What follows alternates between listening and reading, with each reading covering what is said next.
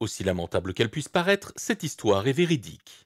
Ces tragiques événements se sont déroulés en 2017 dans une convention organisée à Avignon. Comme d'habitude, j'arrive le vendredi en fin d'après-midi. Une fois installé à mon hôtel, mon agent me propose d'effectuer une visite de reconnaissance des installations histoire de me familiariser avec mon stand. Arrivé sur place, nous discutons sur le parking quand soudain,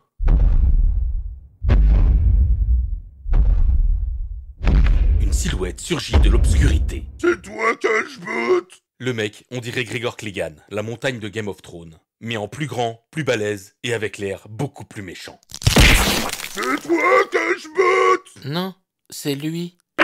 Je sais que c'est toi, Cashbot. Oh pitié Seigneur Jésus, dis-moi que j'ai pas baisé sa femme. Demain, toi et moi, on va se battre en duel. Oh merde, j'ai baisé sa femme. Je suis pas du genre froussard, mais la situation est assez inconfortable. Le mec a l'air super énervé, je sais pas pourquoi, et je sais pas ce qu'il entend par duel. Par contre, ce que je sais, c'est que ce type est un colosse. Si je dois me battre avec lui, ça va être une expérience désagréable. Le géant détend l'atmosphère d'un coup. Particulièrement satisfait de sa connerie, et il faut bien l'admettre, la blague était vraiment bonne, ce couillon m'explique qu'il est venu avec son association pour faire des démonstrations de béour pendant la convention. Le béour, c'est un sport de combat consistant à se cogner dessus avec de l'armement médiéval. Je pense que c'est le sport le plus génial qu'on ait jamais inventé. D'ailleurs, je comprendrai jamais pourquoi les gens se passionnent pour un truc aussi débile que le football alors qu'il existe plein d'autres sports tout aussi débiles mais tellement plus fun. Le Viking me propose donc de le combattre le lendemain, son association me prêtera une armure et l'arme de mon choix. J'accepte son invitation avec enthousiasme malgré une certaine appréhension parce que je suis bien conscient que je cours au massacre. D'une part, le mec est un véritable grizzly sous stéroïdes, et d'autre part, comme la majorité des gens, j'ai pas trop l'habitude de me battre en armure. Alors que l'autre mutant, là, il fait ça tous les week-ends. Mais le mec est très sympathique, donc j'imagine que ça va être bonne ambiance. Le lendemain matin, j'entame la convention, rien à signaler, tout se passe bien. Le géant m'a donné rendez-vous à 16h pour notre duel. Un peu avant midi, je vais faire un tour au stand du Béour et je tombe sur un spectacle assez fascinant. Notre fringant viking est en train de découper une machine à laver à grands coups de hache. Sûrement la reconstitution historique d'une célèbre bataille ayant opposé des preux chevaliers au peuple de l'électroménager. Je ne sais pas, il me reste très peu de souvenirs de ce que j'ai appris à l'école concernant le Moyen-Âge. Je pars ensuite vers le food truck pour le repas du midi et on me sert la plus infâme barquette de lasagne que j'ai mangée de toute ma vie. Et pourtant, j'ai fait l'armée de terre. La bouffe crado, j'y connais un rayon. Je me force à ingurgiter cette pitance abjecte parce que c'est gratuit et que comme tout bon juif... T'es pas juif, espèce de...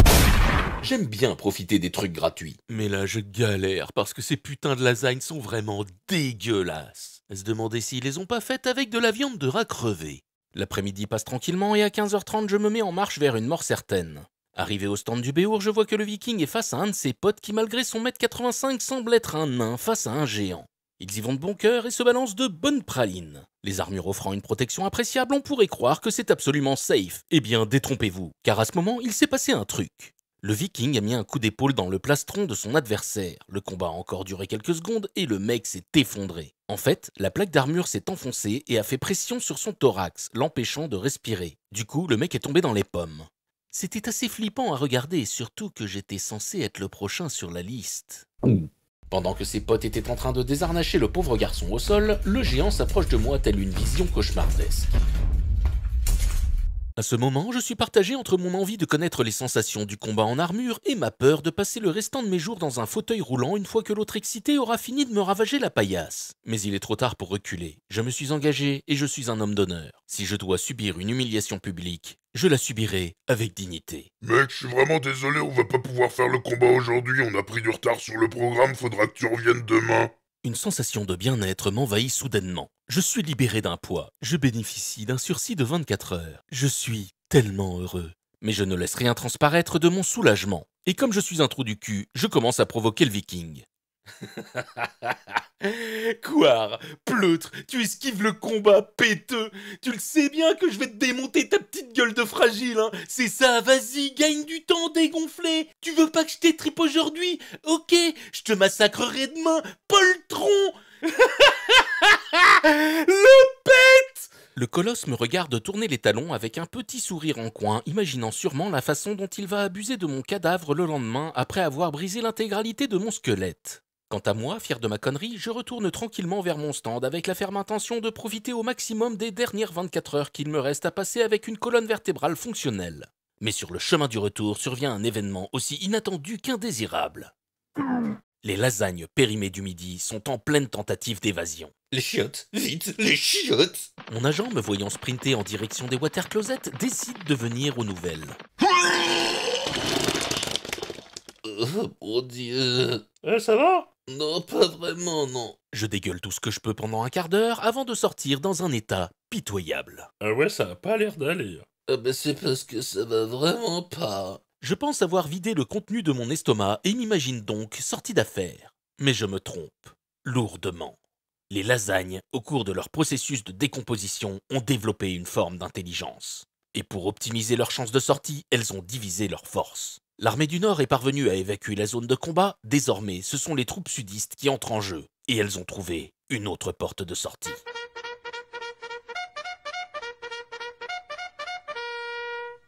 Oh non, pitié. Je passe donc un autre quart d'heure à me vider dans la souffrance. Après avoir perdu 10 kilos supplémentaires, je finis par sortir des toilettes en mode zombie. Je vais mourir. Ah mais là, je crois que tu es déjà mort. Constatant que je galère à tenir debout, mon agent prend la sage décision de m'évacuer de la convention avant que je ne décède sur place. On me ramène donc en voiture à l'hôtel, je passe les 10 minutes du trajet à dégueuler contre la portière, tandis qu'au prix d'un effort de concentration surhumain, je parviens à me retenir de chier dans la bagnole pendant que la pauvre conductrice accomplit une profession de foi. Notre Père qui êtes aux cieux, que votre nom soit sanctifié, que votre règne vienne, que votre volonté soit faite, sur la terre comme au ciel.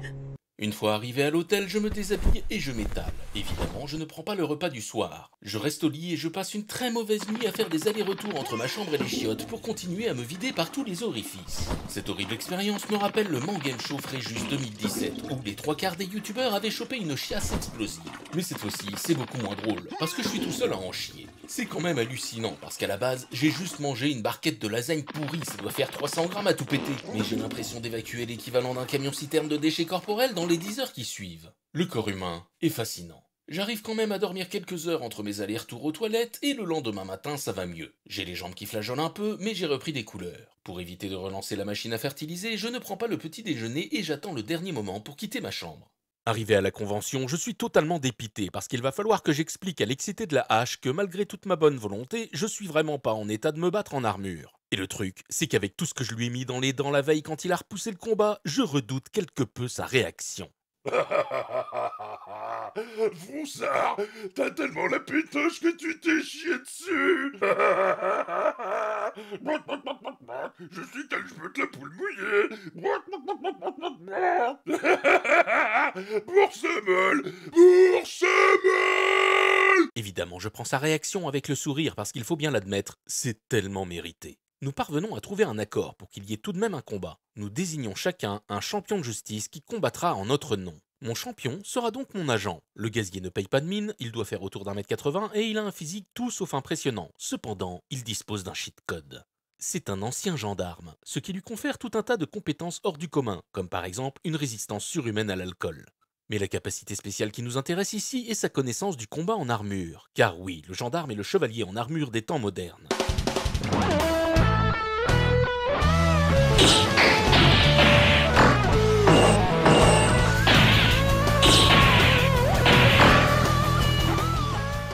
Si pour les mecs qui font du béour, se frapper dessus, c'est un hobby pour le week-end, pour un gendarme, cogner sur la gueule des gens, c'est une vocation. Il est balèze quand même le mec en face. T'inquiète pas, t'as juste à t'imaginer que c'est un antifa trotskiste avec un t-shirt de la France Insoumise. Tu vas crever! Ah, je l'ai peut-être un peu trop motivé. Je vais t'apprendre à voter Mélenchon, saloperie de racaille communiste! Ah, c'est bon, arrête, t'as gagné. Je veux ma maman.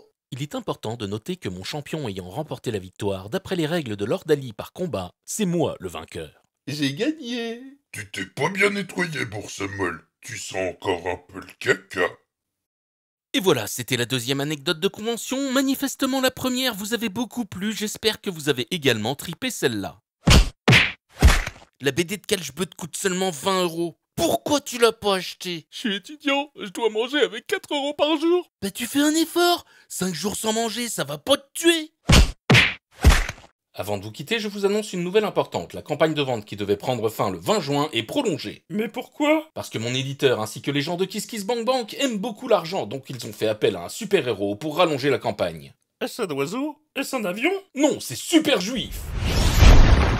Shalom tout le monde, c'est moi, Super Juif. Super Juif, c'est vous le héros qui contrôle l'argent? Et la putain de ta mère, c'est quoi ces préjugés à la con? C'est parce que je suis juif que tu me parles d'argent. Ah c'est bon, je suis désolé. Saloperie d'antisémite de merde. J'en ai rien à branler moi de l'argent. Moi je contrôle le temps. Et le temps, c'est de l'argent. Donc moi, j'y rajoute du temps. Comme ça vous pouvez rajouter de l'argent. Merci, Super Juif. De rien mon ami, t'oublieras pas ma commission. Alors le fait de rallonger la campagne de ma bande dessinée, ça va surtout me permettre de vous terminer une troisième anecdote de convention avant la fin. Le titre provisoire est La Bourgeoise. Donc rendez-vous dans 2 semaines pour un nouveau cartoon croustillant. En attendant, je vous invite à aller jeter un œil sur la page KissKissBankBank de ma bande dessinée G.I. Blues. Sérieux, allez lire les news, c'est rempli de conneries.